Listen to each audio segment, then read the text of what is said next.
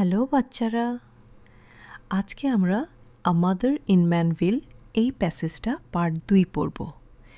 এই ভিডিওতে আমরা প্রতিটা লাইন ধরে আগে প্যাসেজটা বুঝে নিব। এর পরের ভিডিওগুলোতে আমরা এই প্যাসেজের উপর এইচএসসি পরীক্ষায় আসা এমসিকিউ, শর্ট কোয়েশ্চেন্স থেকে শুরু করে সবগুলো প্রশ্ন সলভ করব এবং ভোকাবুলারি শিখব। আদানিস্টের ওয়েবসাইটে গিয়ে তোমরা এইচএসসি পরীক্ষার জন্য প্রস্তুতি নিতে পারবা। তোমাদের আদান ভাইয়া ও আদানিস্ট টিম তোমাদের জন্য সব কিছু ফ্রি করে দিয়েছে। তোমাদের কোনো কোর্স কিনতে হবে না, টাকা খরচ করতে হবে না। ডিসক্রিপশনে লিঙ্ক দেওয়া আছে। তো চলো আমরা একটা একটা করে সেন্টেন্সের অর্থ ও কনটেক্সট বুঝে বুঝে প্যাসেজটা পড়ি। Paragraph 9। You may come tomorrow afternoon, I said, and thank you very much. আমি বললাম, তুমি কাল বিকেলে আবার এসো, আর তোমাকে অনেক অনেক ধন্যবাদ। এখন সেন্টেন্সটা ভেঙে বুঝি। ইউ মে কাম মানে তুমি আসতে পারো। এখানে মে শব্দটা পারমিশন বা অনুমতি বোঝাচ্ছে, মানে ন্যারেটর ছেলেটিকে আসার অনুমতি দিচ্ছেন। টুমরো আফটারনুন মানে আগামীকাল বিকেলে। আই সেড মানে আমি বললাম। And thank you very much মানে আর তোমাকে অনেক ধন্যবাদ। এখানে খেয়াল করো, ন্যারেটর গল্পের আমি, যিনি একজন মহিলা লেখিকা, ছেলেটিকে কাটার কাজে খুশি হয়ে টাকা দিয়েছেন এবং পরের দিন আবার আসতে বলছেন, মানে ছেলেটির কাজ তার ভালো লেগেছে। He looked at me and at the coin and seem to want to speak but could not and turned away. সে আমার দিকে তাকালো, তারপর কয়েনটার দিকে তাকালো, আর মনে হলো কিছু একটা বলতে চাইছে, কিন্তু বলতে পারল না, আর মুখ ঘুরিয়ে চলে গেল। এখন ছোট অংশে বুঝি।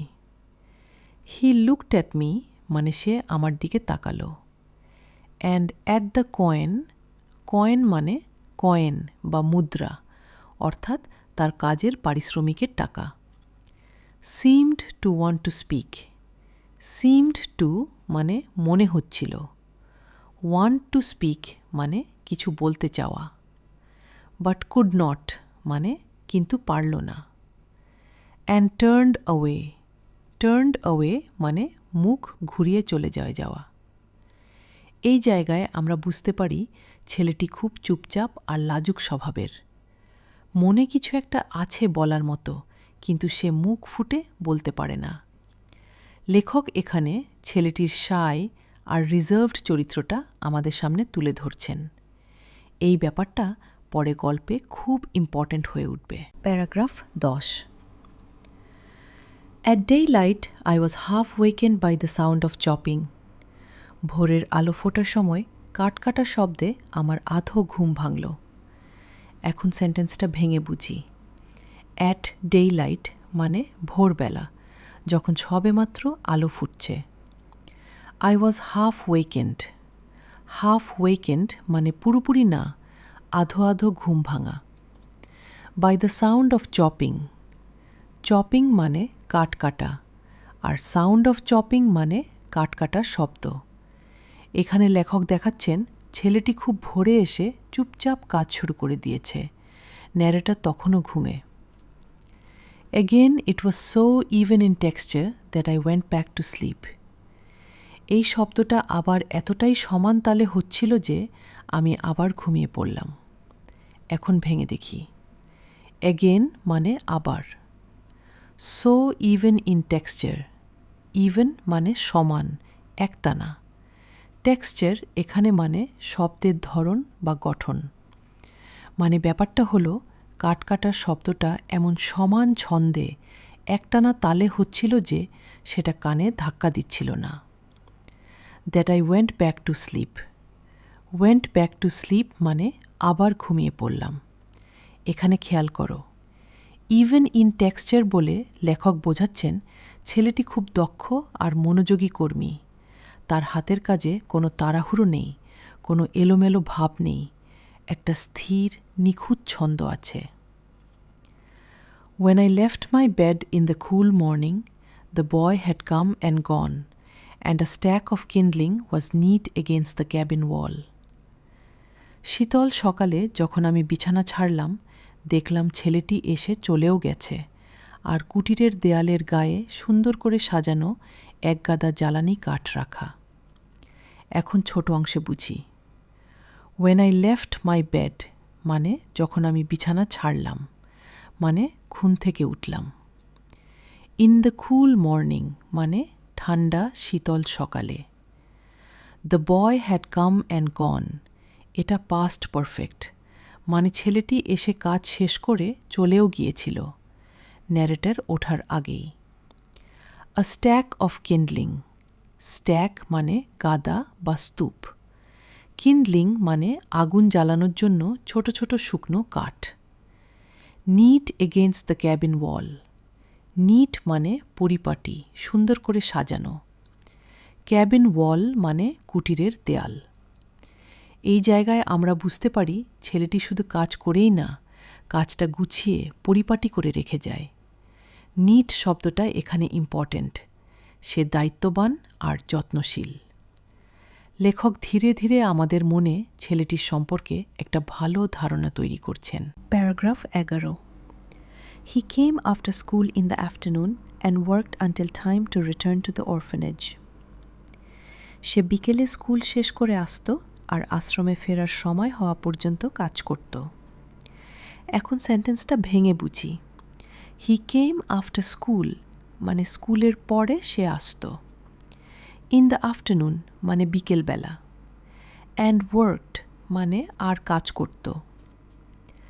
Until time to return until মানে যতক্ষণ না, আনটিল টাইম টু মানে যে সময় হওয়া পর্যন্ত, রিটার্ন মানে ফিরে যাওয়া। টু দ্য অরফানেজ অরফানেজ মানে অনাথ আশ্রম, এতিমখানা, যেখানে বাবা মা নেই এমন বাচ্চারা থাকে।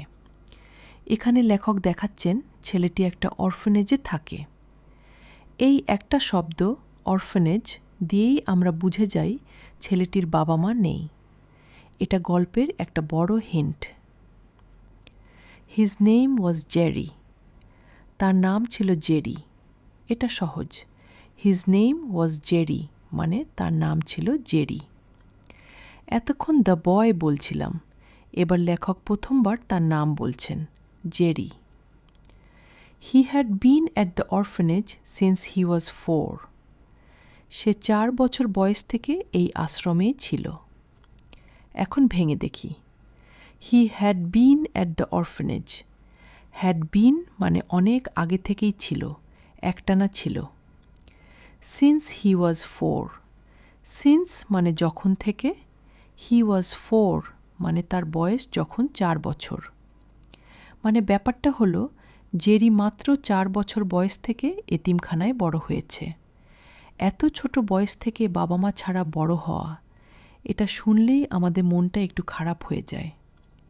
লেখক ইচ্ছে করেই এই ডিটেলটা দিচ্ছেন যাতে আমরা জেরির প্রতি একটা মায়া অনুভব করি। I could picture him at 4 with the same grave grey blue eyes and the same independence? No, the word that comes to me is integrity. আমি তাকে 4 বছর বয়সে কল্পনা করতে পারতাম। সেই একই গম্ভীর ধূসর নীল চোখ আর সেই একই স্বাধীনচেতা ভাব। না, যে শব্দটা আমার মনে আসছে সেটা হলো সততা বা চরিত্রের অখণ্ডতা। এখন ধীরে ধীরে বুঝি। I could picture him picture এখানে ভার্ব মানে মনে মনে ছবি আঁকা, কল্পনা করা। অ্যাট 4 মানে 4 বছর বয়সে। with the same grave grey blue eyes grave মানে গম্ভীর, শান্ত গভীর। গ্রে ব্লু আইজ মানে ধূসর নীল রঙের চোখ। দ্য সেম ইন্ডিপেন্ডেন্স ইন্ডিপেন্ডেন্স মানে স্বাধীন চেতা মনোভাব, নিজের উপর নির্ভরশীলতা। কিন্তু খেয়াল করো লেখক এখানে থেমে যাচ্ছেন, প্রশ্নচিহ্ন দিয়ে নিজেকেই জিজ্ঞেস করছেন। না, এই শব্দটা ঠিক না। No, the word that comes to me is integrity. The word that comes to me মানে যে শব্দটা আমার মনে আসছে। ইন্টেগ্রিটি মানে সততা, চরিত্রের দৃঢ়তা আর অখণ্ডতা। এখানে লেখক বোঝাতে চাচ্ছেন জেরির মধ্যে শুধু ইন্ডিপেন্ডেন্স নয়, তার চেয়ে গভীর একটা গুণ আছে, সেটা হলো ইন্টেগ্রিটি, মানে ভেতর বাহির এক, চরিত্রে কোনো ফাঁকি নেই। এই ইন্টেগ্রিটি শব্দটা পুরো গল্পের সবচেয়ে ইম্পর্ট্যান্ট শব্দ। মনে রেখো, এক্সামে এটা নিয়ে প্রশ্ন আসতে পারে। Paragraph 12। It is ব্যাডেড on courage, but it is more than brave. এই গুণটা সাহসের ওপর প্রতিষ্ঠিত, কিন্তু এটা কেবল সাহসিকতার চেয়েও বেশি কিছু। এখন সেন্টেন্সটা ভেঙে বুঝি। ইট, এখানে ইট মানে সেই ইন্টিগ্রিটি গুণটা। Is ব্যাডেড on courage. ব্যাডেড অন মানে কোনো কিছুর ওপর ভিত্তি করে গড়া, ভিতের মতো বসানো। কারেজ মানে সাহস। But it is more than brave. More than মানে চেয়েও বেশি, ব্রেভ মানে সাহসী। মানে ব্যাপারটা হলো ইন্টিগ্রিটির ভিত্তি হলো সাহস, কিন্তু এটা শুধু সাহসেই সীমাবদ্ধ না, এর মধ্যে আরও গভীর কিছু আছে। লেখক ইন্টিগ্রিটির মানে ব্যাখ্যা করছেন। It is honest, but it is more than honesty. এটা সৎ, কিন্তু কেবল সততার চেয়েও বেশি কিছু। এখন ভেঙে দেখি। It is honest. অনেস্ট মানে সৎ। But it is more than honesty. Honesty মানে সততা। মানে ইন্টিগ্রিটির মধ্যে সততা আছে, কিন্তু এটা শুধু সততাও না, তার চেয়েও বড় কিছু। এখানে খেয়াল করো, লেখক বারবার মোর দ্যান বলছেন, কারণ ইন্টিগ্রিটিকে কোনো একটা শব্দে বাঁধা যায় না। এটা সাহস, সততা সব মিলিয়ে আরও উঁচু একটা গুণ। এবার লেখক একটা ঘটনা দিয়ে এই কথাটা প্রমাণ করবেন। The অ্যাক্স handle broke one day. একদিন কুড়ালের হাতলটা ভেঙে গেল। সহজ সেন্টেন্স। দ্য অ্যাক্স হ্যান্ডেল মানে কুড়ালের হাতল। অ্যাক্স মানে কুড়াল, হ্যান্ডেল মানে হাতল। ব্রোক ওয়ান ডে মানে একদিন ভেঙে গেল। এখান থেকে একটা ছোট ঘটনা শুরু হচ্ছে, যেটা জেরির চরিত্র বুঝিয়ে দেবে। Jerry said the wood shop at the orphanage would repair it. Jerry বলল, আশ্রমের কাঠের কারখানায় ওটা মেরামত করে দেওয়া হবে। এখন ছোট অংশে বুঝি। জেরি সেড মানে জেরি বলল। The wood shop at the orphanage. Wood shop মানে কাঠের কারখানা বা কাঠ মিস্ত্রির ঘর, যেখানে কাঠের কাজ হয়। অ্যাট দ্য অরফানেজ মানে আশ্রমের ভেতরেই। Would repair it. রিপেয়ার মানে মেরামত করা, ঠিক করা। এখানে লেখক দেখাচ্ছেন জেরি নিজে থেকেই সমাধানের ব্যবস্থা করছে।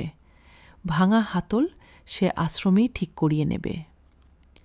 I brought money to pay for the job and he refused it. আমি সেই কাজের খরচ দেওয়ার জন্য টাকা আনলাম, কিন্তু সে তা নিতে অস্বীকার করল। এখন ধীরে ধীরে বুঝি। আই ব্রট মানি মানে আমি টাকা আনলাম। Two pay for the job. Pay for মানে খরচ দেওয়া, দাম মেটানো। দ্য জব মানে মেরামতের কাজটা। And he refused it. Refused মানে প্রত্যাখ্যান করা, নিতে অস্বীকার করা। এই জায়গায় আমরা বুঝতে পারি জেরি সাধারণ ছেলেদের মতো না। ভাঙা হাতল ঠিক করার টাকা ন্যারেটর দিতে চাইলেও সে নিল না। কেন নিল না? পরের লাইনে সেটাই বলছে। Paragraph 13. I'll pay for it, he said. I broke it. I brought the axe down careless.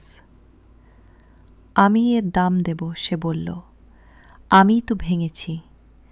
আমি অসাবধানভাবে কুড়ালটা নামিয়েছিলাম।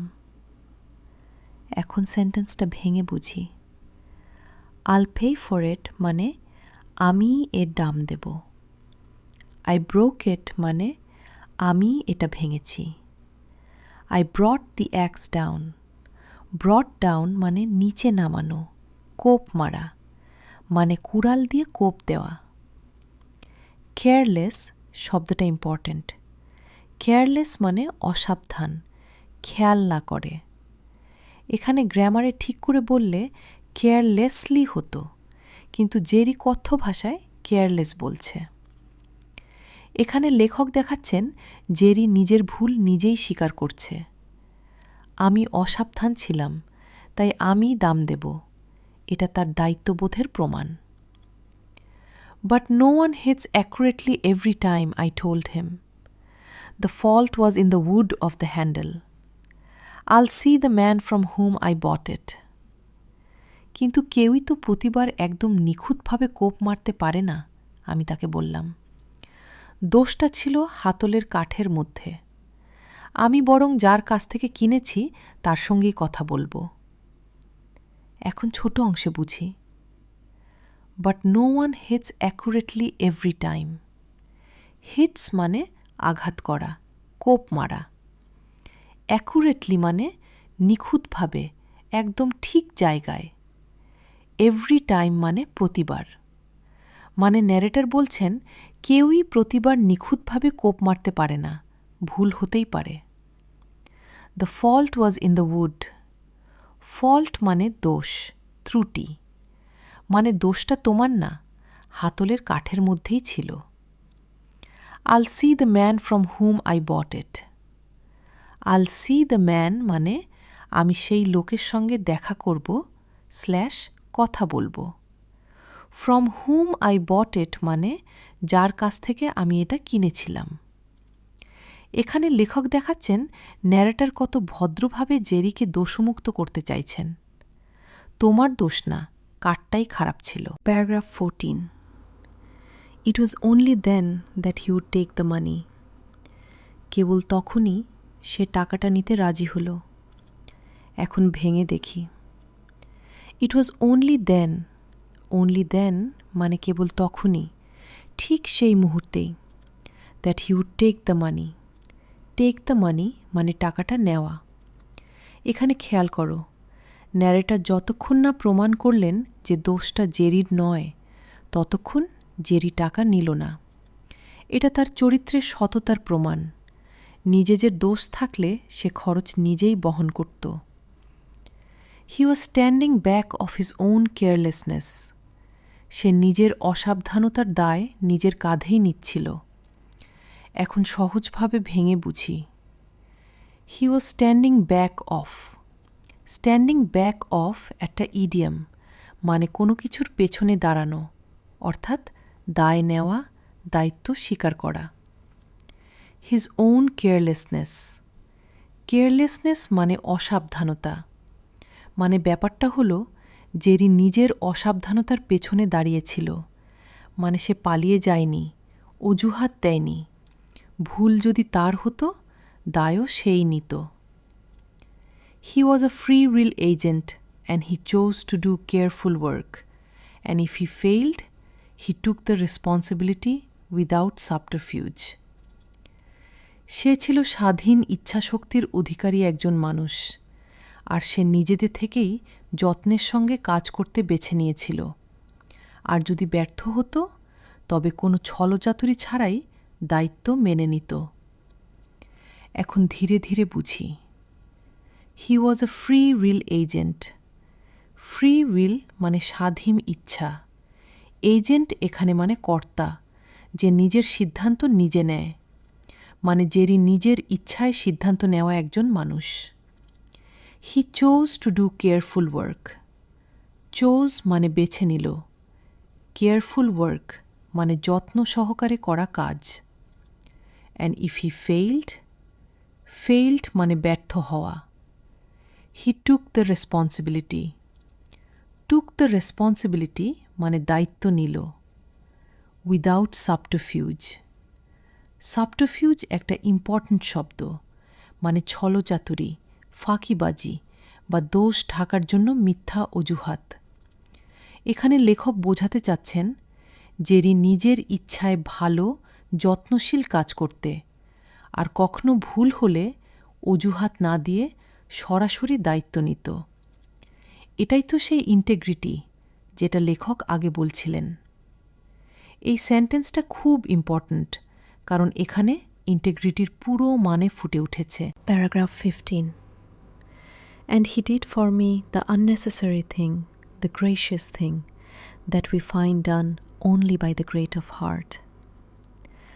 আর সে আমার জন্য এমন সব কাজ করত যা করা জরুরি ছিল না, বরং ছিল এক ধরনের মহানুভবতার কাজ, যা কেবল উদার হৃদয়ের মানুষদের মধ্যেই দেখা যায়।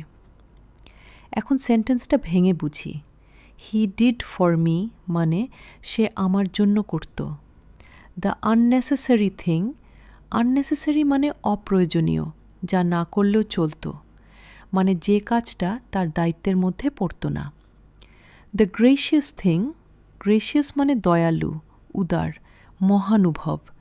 গ্রেসিয়াস থিং মানে মহানুভবতার কাজ। That we find done only by the great of heart.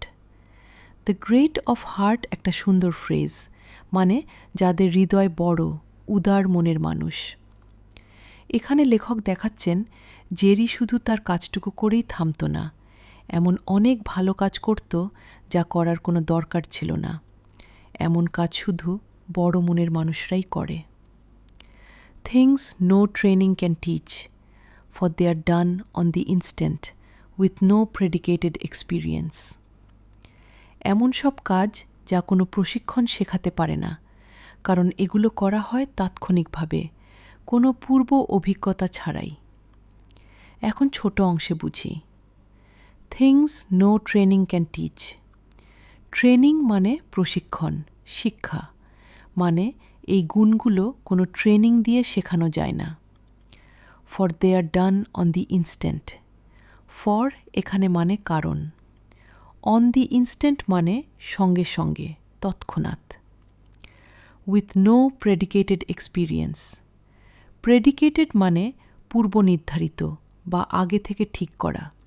Predicted experience মানে আগে থেকে জমানো অভিজ্ঞতা, মানে আগে থেকে কোনো অভিজ্ঞতা বা প্রস্তুতি ছাড়াই।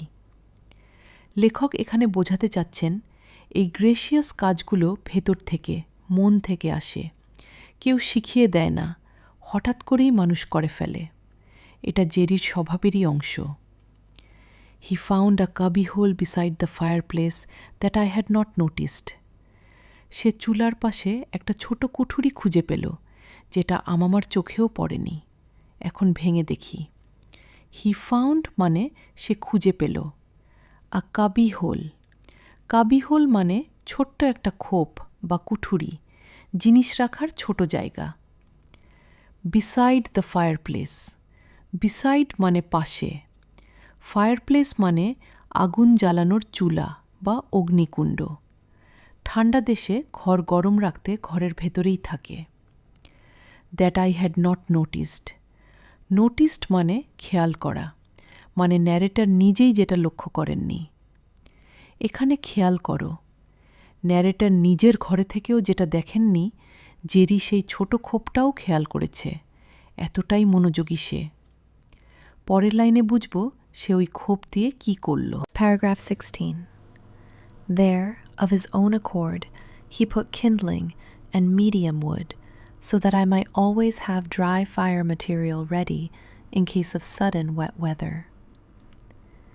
সেখানে সে নিজের ইচ্ছাতেই জ্বালানি কাঠ আর মাঝারি মাপের কাঠ রেখে দিত, যাতে হঠাৎ বৃষ্টি ভেজা আবহাওয়া এলে আমার কাছে সব সময় শুকনো আগুন জ্বালানোর উপকরণ প্রস্তুত থাকে।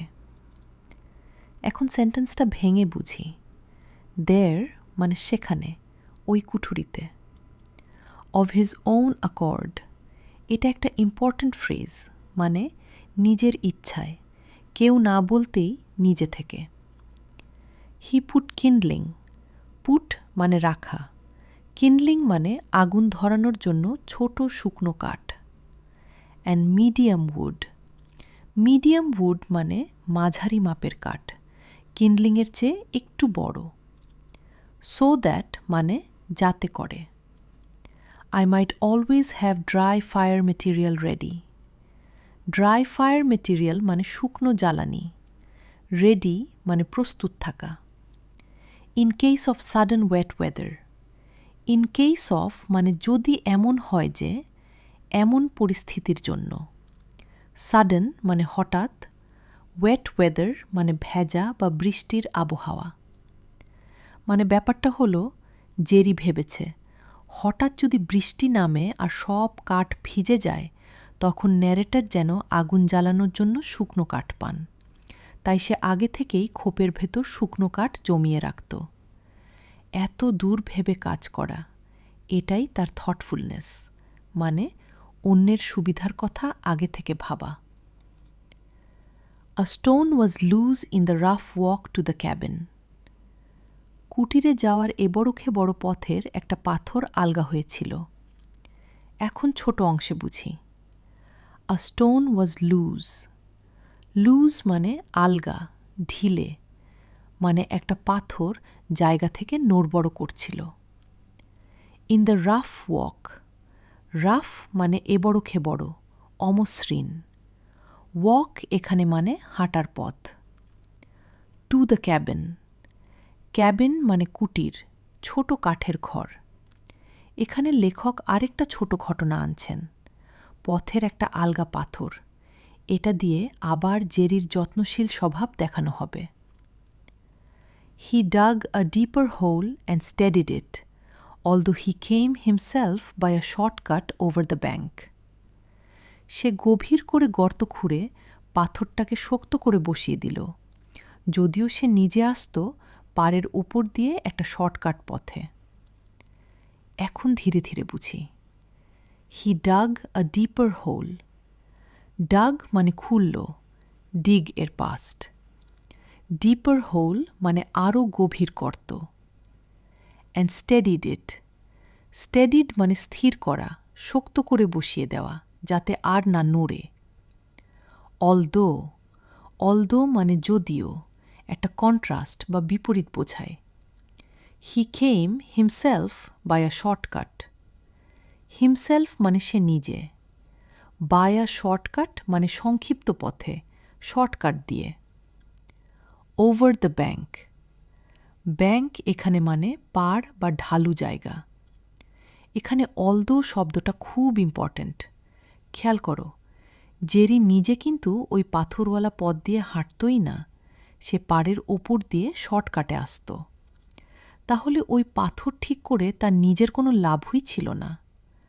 তবু সে ন্যারেটরের সুবিধার জন্য পাথরটা ঠিক করে দিল। মানে সে শুধু নিজের কথা ভাবে না, অন্যের কথা ভাবে।